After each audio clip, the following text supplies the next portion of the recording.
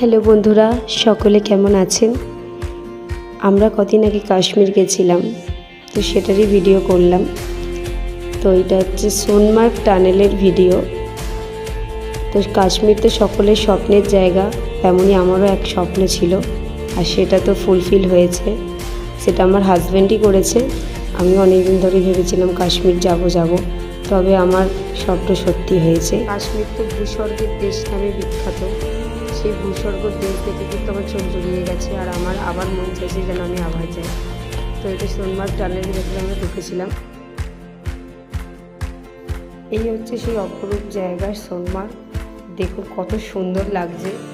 আমাকে কিন্তু অবশ্যই আপনারা কমেন্টে লিখে জানাবেন যে তাদের কাশ্মীর ঘোরা আর কাদের স্বপ্ন আছে যাওয়ার।